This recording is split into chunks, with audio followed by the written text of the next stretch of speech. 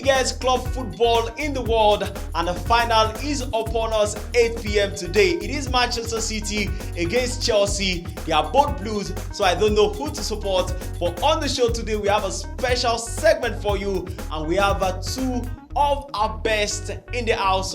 They will be deciding, or I can just say they will be telling you where the final will be going. Is it Manchester City or Chelsea? You will get to know. John Oje today is here and Kehinde Idris is here. I welcome both of them to the show. Guys, it's great to have you on the show. It's good to be here, sir. The final is upon us. It's upon us, and it's. Let's just say it goes. Okay, most definitely. John Oje today is here. It's great having you as usual. Yeah, thank you very much. It's nice, sharing this platform with my good friend Kehinde Idris. So let's see how it goes tonight. Let's see how it goes tonight. We start straight up. Two English teams in the final of the UEFA Champions League. Who takes it tonight? And I start. Is it Chelsea or Manchester City? Obviously, the citizen is in the studio. John Oje today, where will you be swinging to? Taking away the fan perspective of it, let's be objective.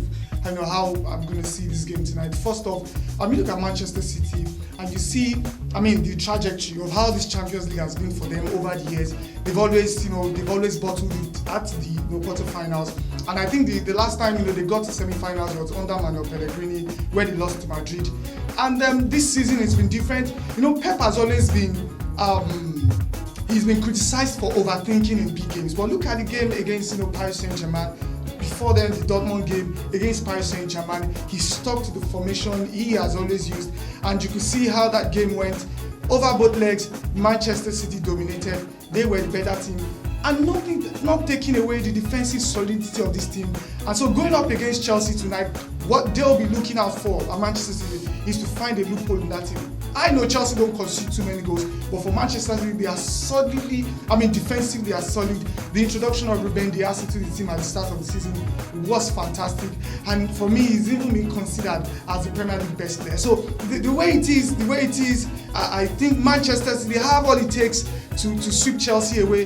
They are looking at history right in front of them. They've never won it before, and this is their first time. They want to make history with the club. Pep Guardiola wants to make history. Remember, last time Pep got in the final of the Champions League was 11 years ago. So at this time, it's a big one for everyone. It's a big one because everybody in the team, from the management to Sheikh Mansour to the players, they are looking forward to this one. And like I said, the defensive solidity of Manchester City will separate them apart. Remember, they only conceded 2 goals. And everything is looking like it's all City written with gold on the Champions League trophy.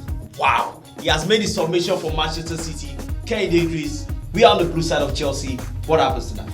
I think if we're to be in a debate and argument, I, as a contestant, would also be joining voices with the judges to say nice argument from John right there, talking about Man City. But so many things he failed to point out in the Chelsea, team. Number one, the Chelsea team has grown in leaps and bounds. No disrespect to Frank Lampard, but there is a sharp growth or transition from what Lampard team used to be to what the Thomas Tuchel team used to be. But nobody should take away the fact that there is an humble beginning that started with Frank Lampard getting them into the Champions League, starting the season with them also in the Champions League before Thomas Tuchel came, and then shown what Frank Lampard has started. Now, for Thomas Tuchel, one basic thing he's had with that team is thorough discipline. If you check the Chelsea team since he arrived, you will see discipline written all over everyone. Maybe they might not be as fanciful as some would want, but you cannot take away a team that is that disciplined. And whatever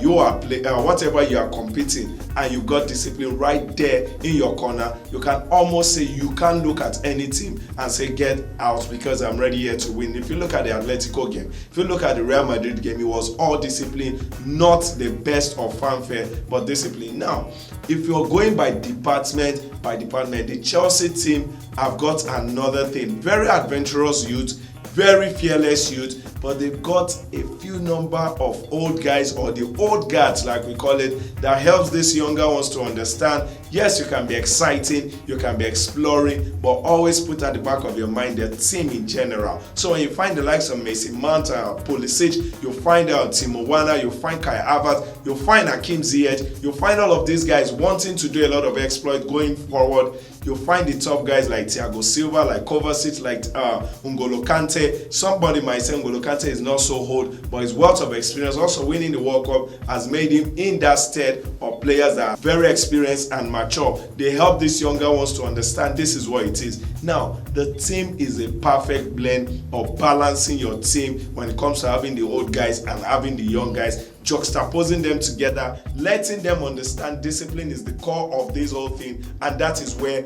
I'm going. For Thomas Tuchel, there is something about his coaching. It's called bringing back the little numbers. He has taught every player on the training ground. If you have gotten a chance to see the training ground, training session, the numbers for each player. As a defender who is a 2, there are the numbers you move in with, whether you are attacking or you're defending as a 5, as a 6, talking about the central defenders, the fullbacks, the attackers, the midfielders, which has shown in every game. No disrespect, one of the reasons why Kurt has had lesser time of play, I saw a training and Kurt cannot cut out relating with the numbers of a defender. And Thomas Tuchel had this to say. He said, if you miss the numbers, you're almost likely going to put the opponent in advantage. So follow these numbers, and reason why Christensen is back in there. Also, Rudiger are getting good chances. Then these both teams have club depth. Now, who are the players coming from the bench? This is another tactical geniusness that we've seen from Thomas Tuchel over the games. No disrespect to Pep Guardiola's team, but if you check the road to the final for Chelsea, they needed everything to come together as one, especially a whole one, for them to get to this play. If you check out Atletico, as of then, Man City were playing Dortmund. Atletico is way ahead of Dortmund in this season. Then if you see PSG, Real Madrid, this same season, PSG looks like a step higher than Real Madrid. So if you had to go through these two teams for you to be in the final, then you must have done something more than basic, more than just football for you to be here. And that rests on the shoulders or on the corners of Thomas Tuchel, that has gotten everything to show to the players. And for the players, I say well done for interpreting it so well. The likes of Mason Mount, the likes of Christian Pulisic, I love what they bring to the table. Kai Havertz can be exciting. For Timo Werner, we talk about he doesn't get goals, but his work rate in the team, which makes it not bother Thomas Tuchel. If he doesn't get goal, you do the work rate, some other players get into those mix and get the goals. Hey, this team has a huge player when it comes to any level of football today in Giroud, that does not even play games except for the bench role. And when it comes in with a good shift. There is Reiss Nelson, that at a time he is a marquee part of the team, that now he has to come from the bench because there is an Azpilicueta. Now you're going to history. He mentioned history. Chelsea have been to 3 finals right now, 2 in the past. This is the 3rd one. Yeah. They won 1. I think they want to make it 2-1 instead of 2-1 when it comes to winning, instead of 2-1 when it comes to losing. And even in the former final, if you check out how they lost, also to an English team, and they were very bitter. Losing to a Manchester team. I doubt if that team wants to lose to another Manchester team in the final. So history might just have it that it will be 2 wins to 1 loss instead of 2 losses to 1 win for Chelsea.